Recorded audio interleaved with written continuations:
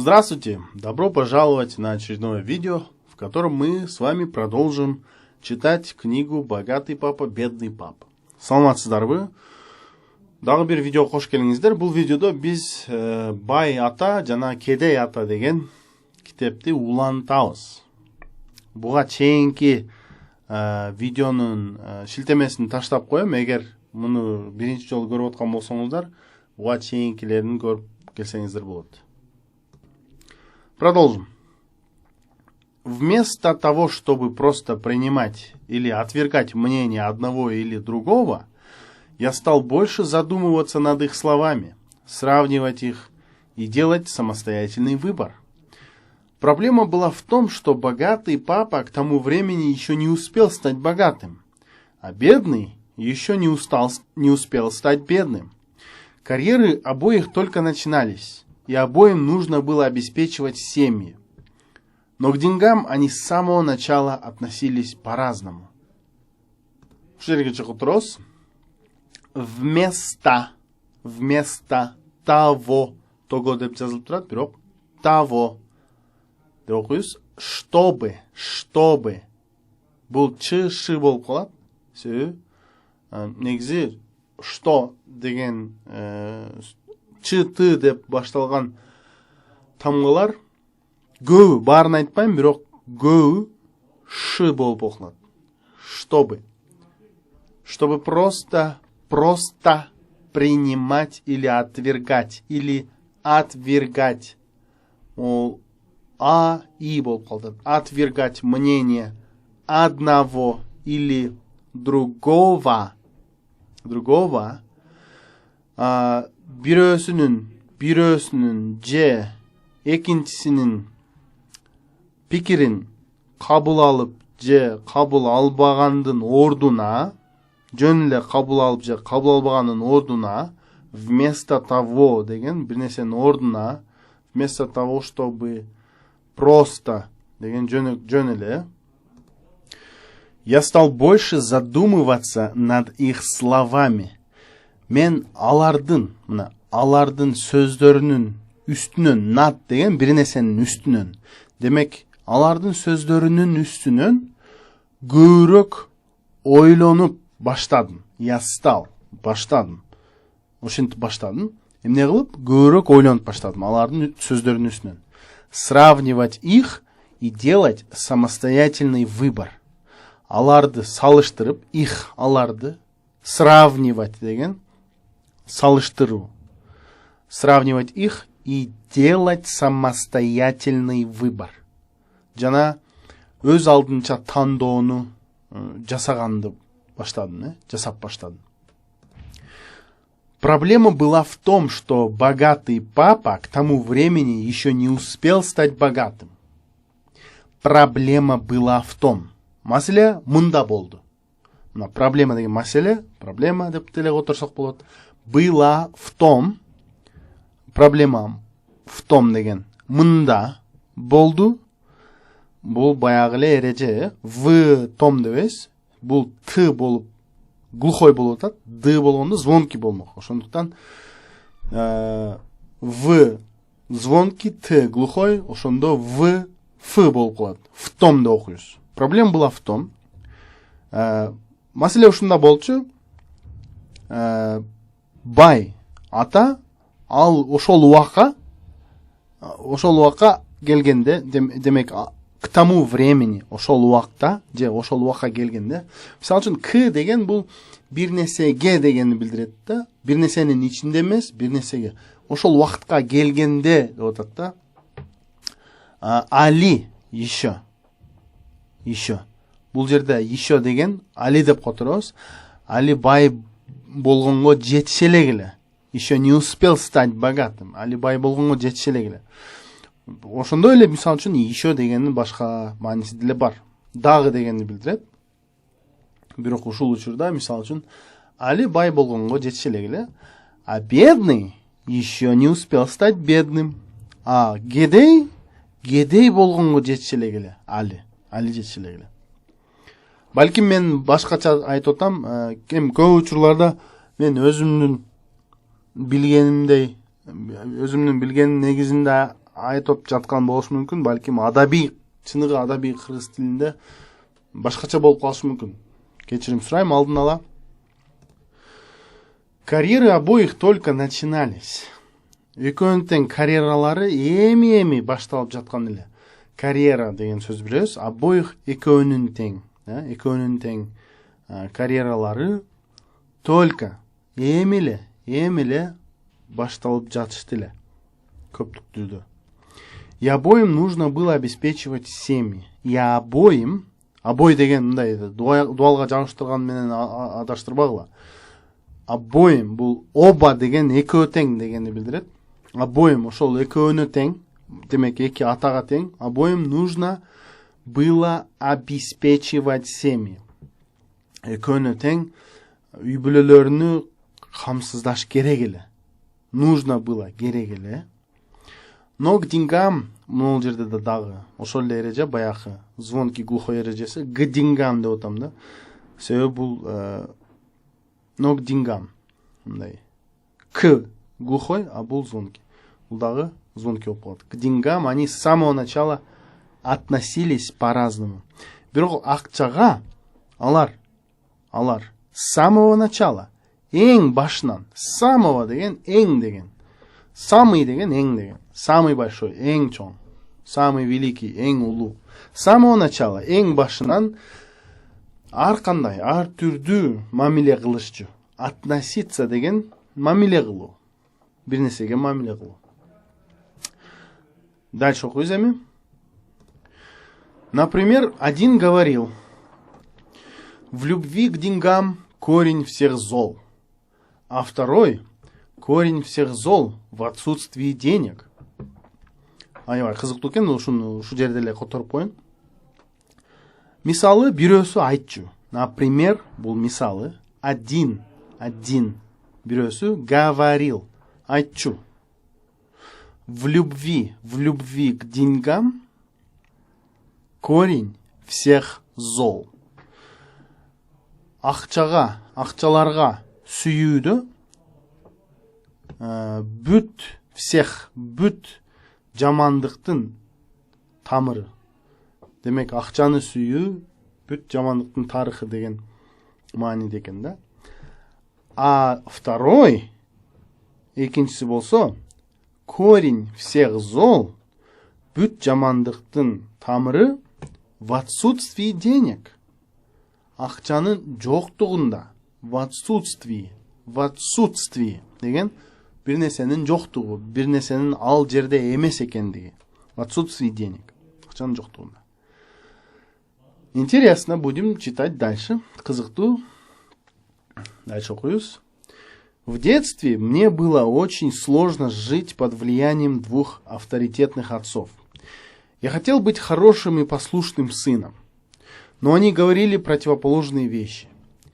Их точки зрения, особенно на деньги, были настолько разными, что мне очень захотелось во всем разобраться. Я начал подолгу размышлять над тем, что говорил каждый из них.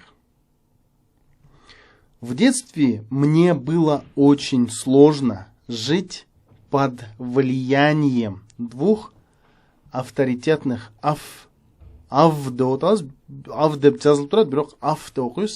авторитетных отцов. Баягы эреже, бул глухой, бул звонкий. В звонкий, т глухой. Демек, в ф болуп калат. Авторитетных отцов. Жаштыгымда, мен жалпы которайм, биринчи жаштыгымда эки авторитеттүү атанын таасиринде чоңоюу мен үчүн аябай кыйын болду.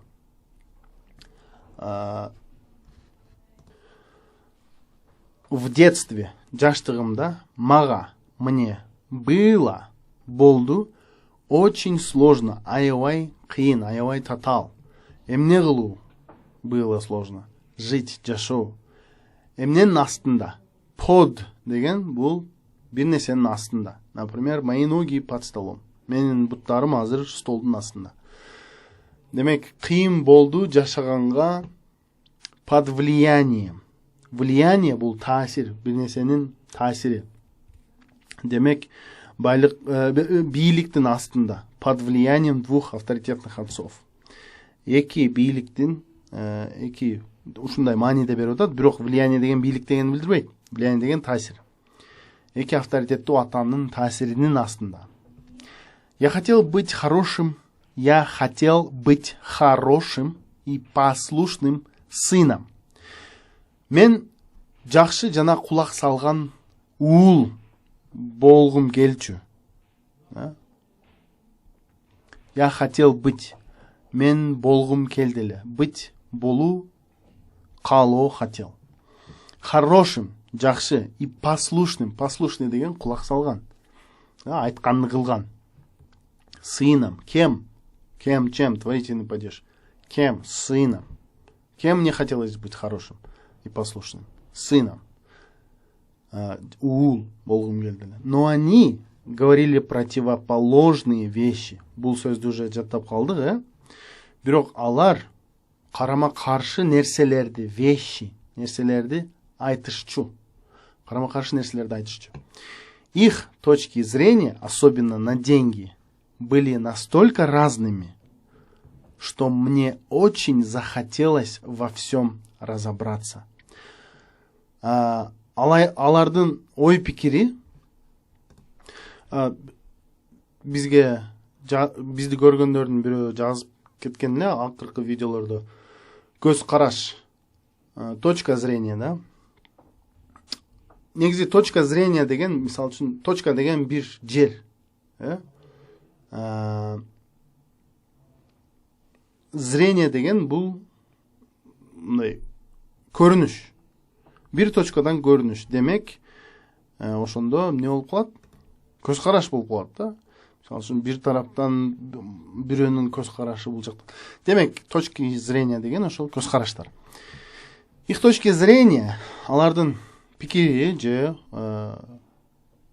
көз караштары айныкса акчага, особенно деген айныкса деген акчага, на деньги, эмнеге акчага, на деньги ушунчалык башка эле, разными, ар башка, были настолько деген ушунчалык.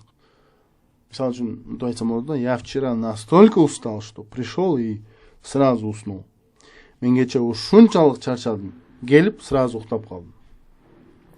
Ушунчалык ар башка эле, что мне очень захотелось, мага ушунчалык ар башка болгондуктан мага во всем разобраться. Баарын мындай билүү, мындай разобраться деген бул бир нерсени түшүнүү, да, мындайча айтканда. Разбирать деген бир нерсени мынтип ордуна коюу демек түшүнүү. Ошондо мне очень захотелось во всем разобраться. Мен баарын аябай түшүнгүм келип калды. Мне очень захотелось келди, каалап калдым. Во всем, бар жокто түшүнгөндү кааладым, Бирок түшүнүү деп котордук маанилүүчү. Бирок мааниси бир аз башкача. Разобраться деген деп өзүм үчүн бир нерселерди түшүнүп алуу, да. Мындай сөзмө сөз котурмасы жок, бирок ушундай маанилүү котурмасы бар. Я начал подолгу размышлять над тем, что говорил каждый из них. Мен баштадым эмне кылууну, ойлонууну, ой жүгүртүүнү көпкө подолгу. Ар бир ой жүгүрткөндө көп ой жүгүртүп деген, да. Подолгу деген мындай бир жолу эле эмес, бир жолу эле долго размышлял деген, бул бир жолу эле отуруп көп ойлондум. Подолгу, я начал подолгу размышлять над тем деген, мен мындай көп ушинтип ой жүгүртчүмүн, көпкө отуруп, мисалы үчүн бир отурганда там көпкө отуруп. Над тем, что говорил каждый из них. Алардын ар бирөөсү айткан, ошол аталардын ар бирөөсү айткан нерсенин үстүнө. На такие размышления уходила значительная часть моего свободного времени. Я спрашивал себя, почему он так говорит, а потом вспоминал слова другого отца и задавал себе тот же вопрос. Конечно, было бы гораздо легче заявить: да, он прав, я с этим согласен. Или просто отвергнуть его точку зрения. Старик все знает, о чем болтает. Вот. Но любовь к обоим моим отцам заставляла меня думать и в конце концов выбирать собственное мнение. Это очень важно. Привыкая выбирать самостоятельно, я получал больше пользы, чем если бы просто принимал или отвергал единственную предложенную мне точку зрения. Кстати, когда я читаю, возможно, вы можете тоже вслух читать, да, у себя. Мен оқып жатқанда, сіздер деле оқып көрсеңіздер болады да, мен қошашы, мен мисал үшін биринчи оқығанда қанша бір абзацты оқып шығам да толығымененче. Анан кейін аны разбор қылабыз да. Разбор жана разобраться дедім ғой, ошо разбор қылабыз. Ошо биринчи оқығанда қосылып оқысаңыздар болады, сіздерге жардам болады деп ойлаймын. Вслух үнүңүздөрдү чыгарып окушуңуздар керек. На такие размышления көп учурларда размышления дегенде размышления болуп калышы мүмкүн да, ня деп элечи. Бат айтсак ушундай болот. Бирок акырын айтсак размышления деп эле болот. На такие размышления, ушундай ой жүгүртүүлөргө уходила, кетчү, значительная часть моего свободного времени. Менин бош вактымдын значительная часть, аябай маанилүү бөлүгү, аябай чоң бөлүгү, мындай жарымдан көбү дегендей да. Значительный деген бул мындай бир канча дегенди билдирет да, мындай бир топ дегенди билдирет. Бир кыйла деп мындай көп, аябай маанилүү бир бөлүгү, көп бөлүгү, бир кыйла убактым кетет эле деп атат да.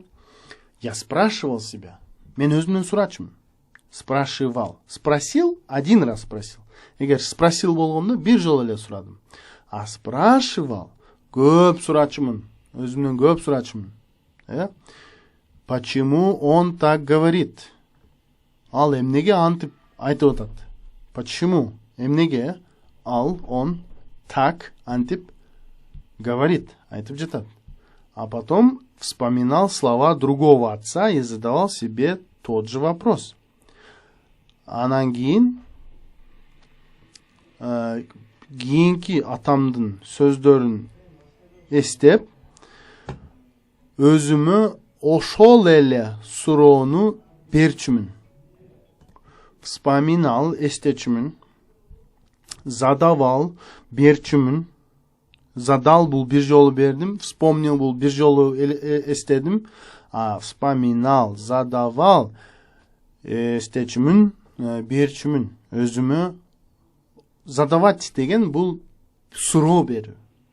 Суроо же бир мындай бир нерсени берүү деген бул давать. А задавать, например, вопрос, да?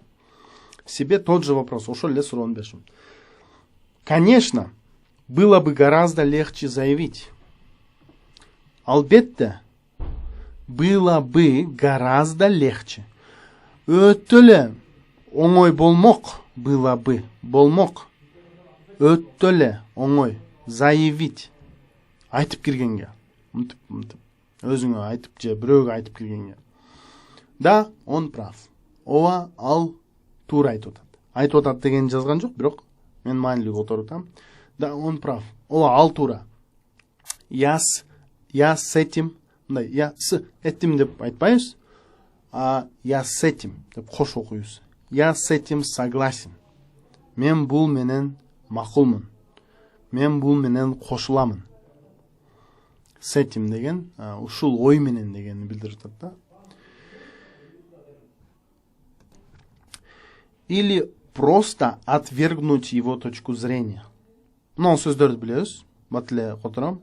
Же жөн эле анын көз карашын кабыл албай койсом. Болмок деп атат да. Кантип, мисал үчүн. Старик не знает, о чем болтает. О чем? Эмне жөнүндө болтает. Сүйлөп атат.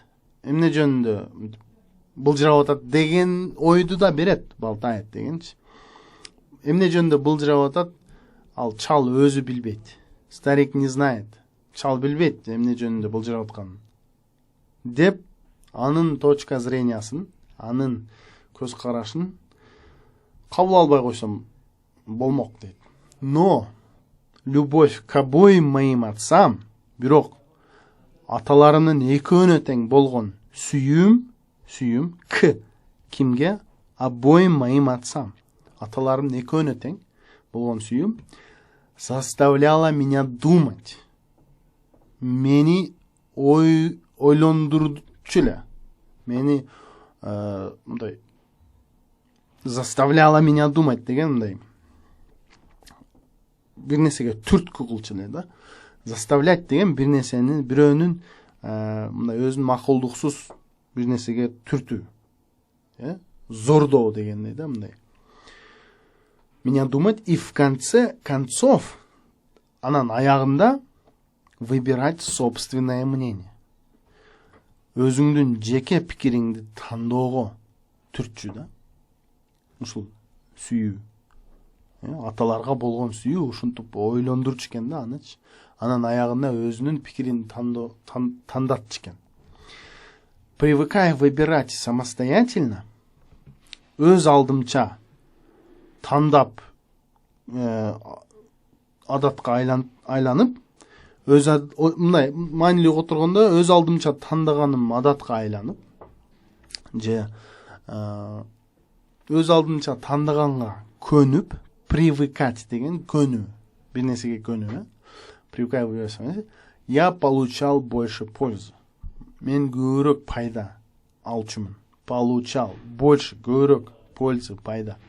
Чем если бы просто принимал или отвергал единственную предложенную мне точку зрения. Өзүм алдын ала тандоо кылып көнүп жатып, алдын ала өз алдымча тандап көнүп жатып, мен көбүрөөк пайда тапчумун. Мага сунушталган көз карашты кабыл алып же кабыл албаганга караганда деп атат да. Ошуга караганда өзүм тандап көбүрөөк неме тапчумун деп атат да, пайда. Давайте мы здесь остановимся и продолжим уже в следующий раз. Спасибо за просмотр. Пожалуйста, оставляйте свои вопросы, комментарии. Ушул жерде токтотолу. Кийинки видеодо улантабыз. Өзүңүздөрдүн суроо пикирлериңиздерди таштап кетсеңиздер болот. До скорых встреч!